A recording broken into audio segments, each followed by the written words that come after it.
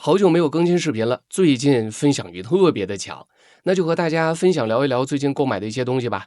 这期视频呢，主要和大家聊一聊索尼1635f2.8 GM2 这一颗镜头，也会和其他的几款广角镜头做一个简单的对比。我没有用过适马的镜头，所以就没有发言权了。全程不会讲枯燥的参数，都是我实际用下来的真实感受，新手也可以轻松的听懂，方便选购。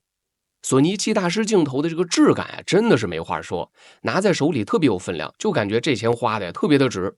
二代镜头比一代镜头呢确实轻了不少，出门带一天用一天不会特别的累。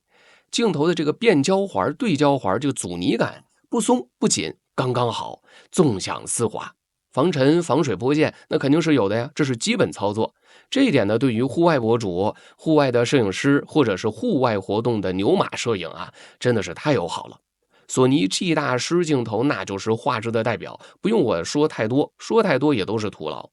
不论是16毫米的超广角拍风景、vlog 自拍，还是团播呀，还是直播呀，还是35毫米拍人文，那都可以轻松拿捏。那接下来重点来喽，这一款 GM2 和索尼的其他的广角镜头，还有腾龙不久前发布的，哎呦，好像也有段日子了啊，1630，到底怎么选呢？今儿咱就一次性说清楚啊，不搞虚的，都是真实感受。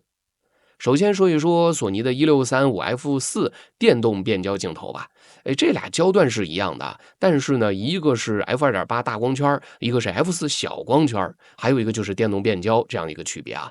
那简单说吧，f4 这个电动变焦镜头呢，适合预算有限啊，主打日常记录的宝子。电动变焦啊，拍视频真的特别的方便，特别的爽，尤其配合 F*3 这样的机身，用起来啊，爽到天上去了。我也纠结了好久啊，要不要买这颗镜头？其实工作室的其他伙伴有这颗镜头，但是呢，他们一直在用，我也不好据为己有。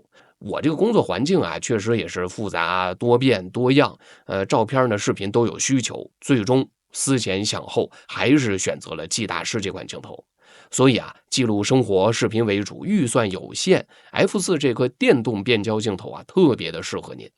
索尼的 1625f2.8 这个镜头和 GM 镜头都是 2.8 的大光圈，但是那个焦段是有差距的呀。1625少了35毫米这个黄金的人文焦段，那你半身照就没那么灵活了。而且呢，它是黑 G 镜头，不是 GM， 那画质和解析力啊，和 GM2 比起来还是有那么一丢丢差距的。如果呢您只拍超广角，预算不够，还需要大光圈，还需要变焦，那1625这颗镜头啊是个不错的选择。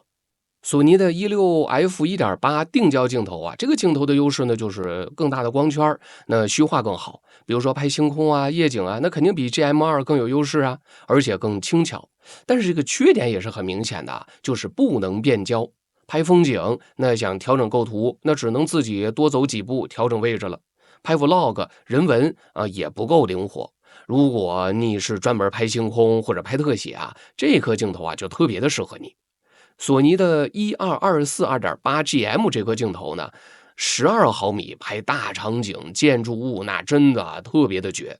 日常拍 vlog 人文就特别容易畸变，那掌握不好就拍成特别丑的样子了。前面的镜片呢也是突出的球面，那保护和使用的成本就特别的高。如果你专门拍风光、建筑、大场景，还不缺钱，那这颗镜头就特别的适合你。